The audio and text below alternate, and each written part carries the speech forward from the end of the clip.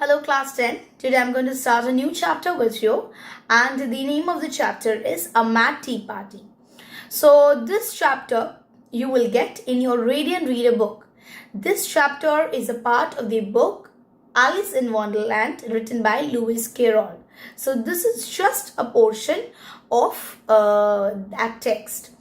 Now the entire thing here that you're going to read is entirely imaginative, okay?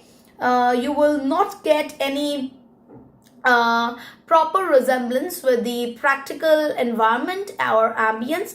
It is just an imaginative fairy tale story that is told by Lewis Carroll, meant for children. Now I directly get into the book. Please take out page number 106.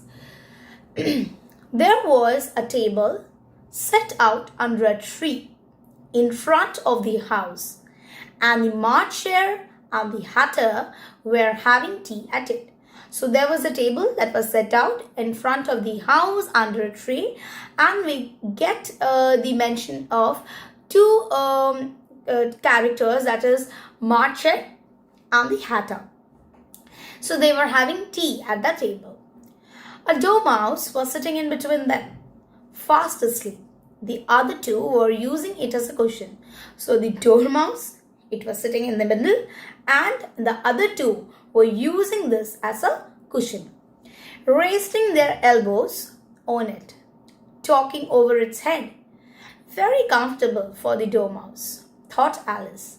Only as it's asleep, I suppose, it doesn't mind. So when Alice came into the scene, she saw it and she said that, I think as it's sleeping, as the dormouse is sleeping, so it really doesn't matter to it whether it is comfortable or not. The table was a large one, but the three were all crowded together at one corner of it. So it was a large table, but all the three characters or creatures, they were concentrated in at one corner of the table. When they saw Alice, they said, "No room, no room," they cried out when they saw Alice coming. "There's plenty of room," said Alice indigently. So she said, okay, that I can see there's plenty of room. Room here means space, okay? They cried out, and she sat down in a large armchair at the end of the table. So she sat down at an armchair. "Have some wine," the March Hare said in an encouraging tone. So the March Hare said, "Why don't you have some wine?" Alice looked around the table, but there was nothing on it but tea. So he ordered wine, whereas she had nothing but only the tea. So she said, "I don't see any wine," she remarked. "There isn't any," said March Hare. So the March Hare said, "Well, how will you get the wine? Because there is nothing." So if there is nothing, why did the March Hare even offer, Alice wine, right? "Then it wasn't very civil of you to offer it," said Alice. "If you don't have, it's not a very good behavior for you to offer a food or a drink that you don't have." "It wasn't very civil of you to sit down without being invited," said the March Hare. "So it was not even your proper behavior, to come and sit over here without being invited." "I didn't know it was your table," said Alice. "It's laid for a great many more than three. I didn't know it was your table, and I think it is laid for many more than three." "Your hair wants cutting. Your hair, it needs cutting," said Hatter. He had been looking at Alice for some time with great curiosity, and this was his first speech. So this was his first speech that he said, that your hair requires cutting. "You should learn not to make personal remarks," Alice said with some severity. "It's very rude. I think you should not make personal remarks that who should cut the hair and who shouldn't, okay? And it's very rude also." The Hatter opened his eyes very wide on hearing this, but all he said was, "Why is a raven like a writing desk?" So all he said that, "Why do you think that raven is like a writing desk?" He just gave up a riddle. "Come, we shall have some fun now. Come, we shall have some fun, thought Alice. I am glad they have begun asking riddles. I believe I can guess that, she added aloud.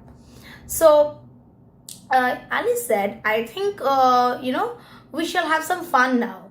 I'm glad that you have begun asking riddles, and it's a very good way how we can pass our times. And I believe I know the answer to your riddles. Do you mean that you think you can find out the answer to it? Said the marcher. So you really think that you can actually find the answer to it? Exactly so, said Alice. Then you should say what you mean. The March Hare went on. I do, Alice hazily replied. At least, I mean what I say. That's the same thing, At least I think when I say that I know, it means I already have said the answer. Very, very, vague idea, right? She's saying, when I say I know the answer, it means I have already told the answer, as if. Not the same thing a bit, the Hatter said. No, it doesn't mean the same. Why, you might just as well say that I see what I ate is the same thing as I ate what I see. How is it possible? How it can be the same thing?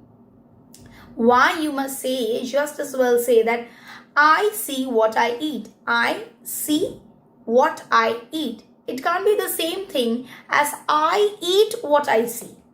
Okay, so remember, once again I'll get back to you. Children, what is he trying to say, Jessie? I see what I eat. So whatever I see, I eat. It's not the same thing that I eat what I see. Obviously not. You might just as well say, added the Dormouse, who seemed to be talking in his sleep, that I breathe when I sleep is the same thing as I sleep when I breathe. So he's saying that I breathe when I sleep. So I breathe when I'm sleeping is not the same thing as I sleep when I breathe. Because if so, then he is supposed to sleep the entire time whenever he is breathing, right? It is the same thing with you, said the Hatter. And here the conversation dropped. So the conversation dropped here. And the party sat silent for a minute. And all of them, they just kept silent for a minute because they couldn't understand that what they're going to do next. While Alice thought all over, all she could remember about ravens and writing desks, which wasn't much. And all that Alice could remember was about Raven and the writing desk and nothing else. So students, this is part 1 of the chapter Amati Party. Hope you have liked the chapter, and kindly please read the chapter and see if you have any doubts, and read the chapter thoroughly. Try to understand the meanings in between the lines. Thank you.